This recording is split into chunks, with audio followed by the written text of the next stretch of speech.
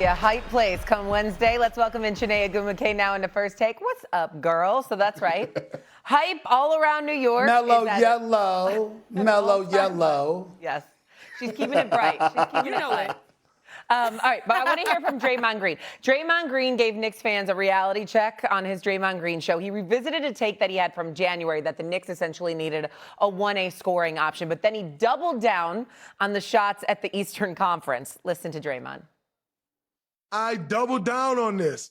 Just like Becky Hammond said, prove me wrong. Prove me wrong. Double down. Absolutely double down. Getting out of the East has never been a surefire to winning a championship. What y'all talking about? You get out of the East, you're supposed to get out of the East. It's the East. Of course you're supposed to get out of the East. That don't just mean you win a championship because you get out of the East. It's the East. Okay. Chiney, I'll let you go first here. Do you have a bigger issue with Brunson's comments or the East as a whole? Or I should say Dre's comments on Brunson or the East as a whole? I have a bigger issue with Dre's comments on Brunson. We know the East is a relatively, weaker conference, but overall, I don't like his tone in that because it's not what you do, it's how you do it. You can only play the opponent that's right in front of you. The New York Knicks swept 2 series. Yes, it is a relatively weaker conference, but how they handled going through that, they manhandled their opponents. To me, that is more impressive. And now getting to Jalen Brunson, I don't know, Perk, Stephen A., I don't know if you guys watch Game of Thrones. Jalen Brunson is the prince that was promised.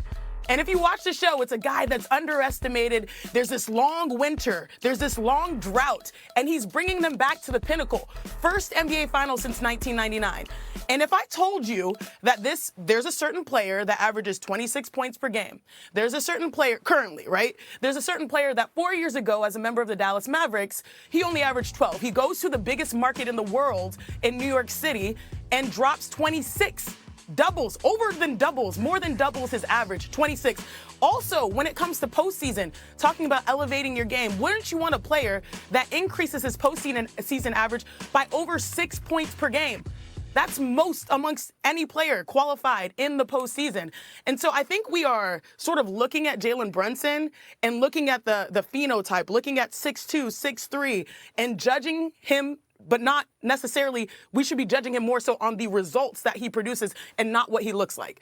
Perk, you call him Big Body Brunson for a reason. So I disagree on both ends with Draymond Green, but I do think that the Knicks, they deserve every reason to be in the NBA Finals, and we should not be diminishing that.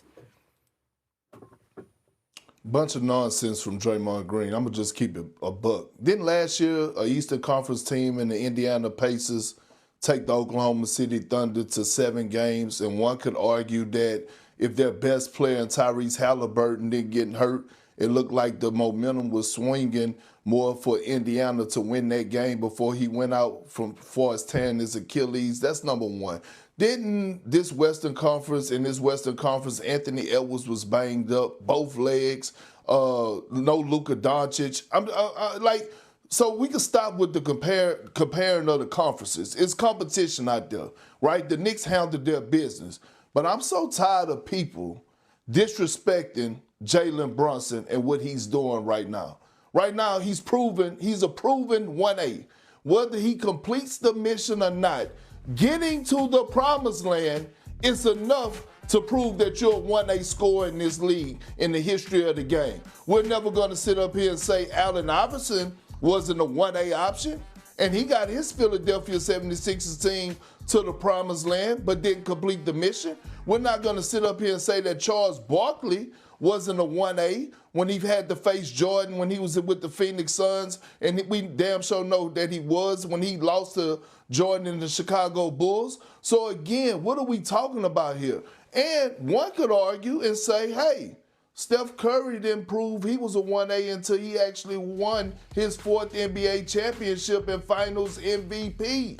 That's why Draymond Green, when they lost to the Cleveland Cavaliers, and he was in the car crying to bring Kevin Durant over. If you had that much confidence in Steph Curry to be a 1A along with Klay Thompson, there's no way in hell that you go in the car begging for KD to come sign to be a Golden State Warrior, which, by the way, helped them get their second and third championship. I'm not sitting up here taking away from Steph Curry, not at all. I got him as the top 10 greatest player of all time. But if we're going to keep that energy for Jalen Brunson, we have to keep that same energy for Stephen Curry.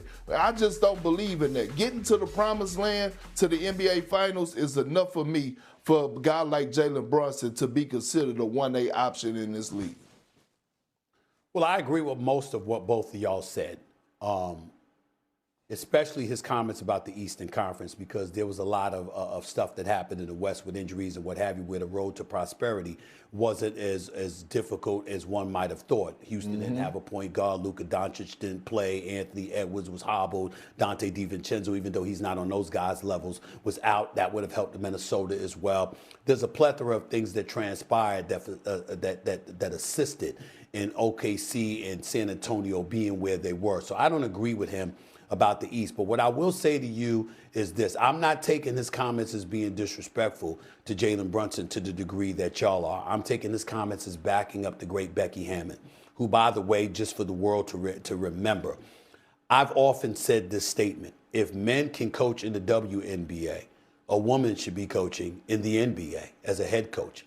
And if a woman was in position to get a head coaching job, my first choice would be Becky Hammon, who I believe is a phenomenal coach, 3 championships in 5 years in Vegas, Summer League championship coaching the men for San Antonio before she got the WNBA job. The woman is a spectacular coach, and she knows her damn basketball. And so when she speaks, we should listen, okay? And Draymond piggybacking off of her comments to support that is how I took that. Now let me say this. Big Perk, I think you actually made the point for Draymond without realizing it when you talked about him clamoring for KD when they had lost in the finals, because he recognized that Steph Curry may not have been enough with LeBron having Kyrie and Kevin Love and those boys, and they were coming. Having won that championship, erasing the 52-year curse for Cleveland, and then Golden State goes out and they get Kevin Durant.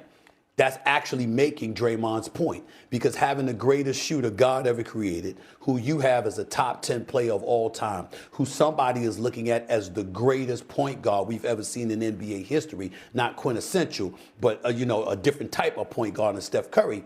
The fact is, Draymond Green was acknowledging at that moment that wasn't going to be enough. So whether we agree or disagree, his position is consistent from the standpoint that if you're relatively undersized, he has to see it to believe it, because playing in the land of giants, the likelihood is that you're not going to be able to get it done. You also brought up Allen Iverson. Of course, we'll look at him as a 1A, okay? And I don't think there's a conversation about Jalen Brunson being a 1A, because everybody can't be 6 foot, 6'7", or whatever. I definitely agree with you about him being a 1A. But in the same breath, what was Becky Hammon saying?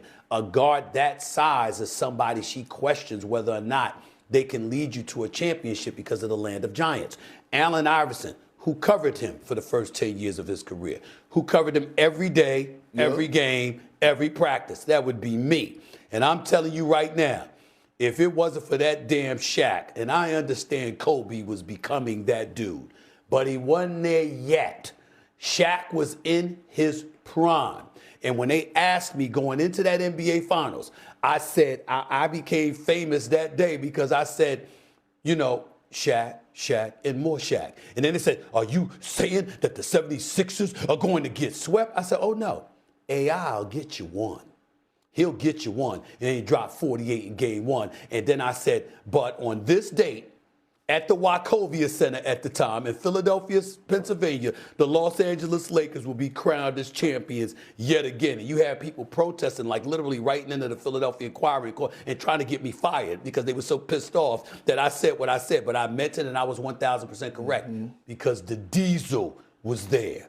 And no matter how great Allen Iverson was, there was no answer for the diesel. When you have that kind of size, it's not a crime for somebody to look at you at 6'1" and say, you're great, you're phenomenal.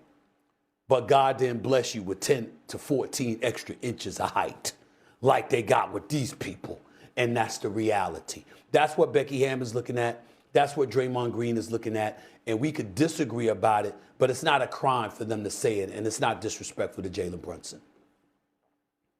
Well, my thing is it's disrespectful to downplay just getting to the NBA Finals.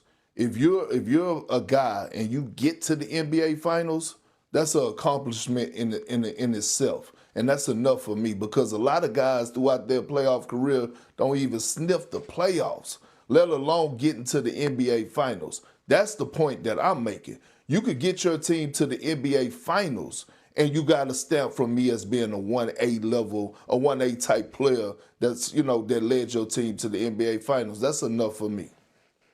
And Stephen A., you said it's not a crime to sort of make this point of view. To me, that's based off of circumstantial evidence, meaning we could talk about Steph Curry's first year winning a championship. Did he have those big guys? We always said that Draymond Green was the 5.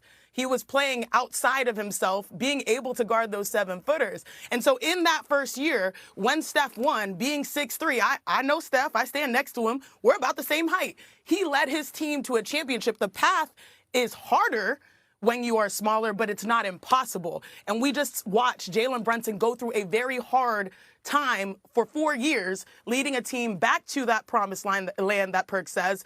And now we shouldn't diminish it just because he's a little. I wish I was a little bit smaller. I wish I was a baller. I feel you. I feel you. But in the same breath, let's not get beside ourselves when we were getting a specific nugget. Steph did have one of the top 5 shooters in the history of basketball as his backcourt mate in Klay Thompson. LeBron James had Matthew Dellavedova. Let's Which is why we should be praising Jalen Brunson, because he don't have that. He don't have that. Oh, no, He has some really good stars. But Draymond is not denigrating him. What he's saying is, now that we talking finals, what are we talking about here? Yeah, you got there, but when you talk about winning it, which is what Becky Hammond brought up, you talk about winning it, that's a different challenge. But the I'm glad you brought up that point real quick. Real quick. Yeah, when they won their first championship, Kyrie Irving wasn't on the floor. So you need luck. So he can't downplay what Jalen Brunson just had to go through in the Eastern Conference. When Draymond initially made these comments, it was January. Like Karl Anthony Towns wasn't playing at this level. Mikal Bridges wasn't playing at this level. You could go on down the list. OG Anunoby was coming off of an injury. Like, this is a completely different Knicks squad. The East thing, though, I mean, you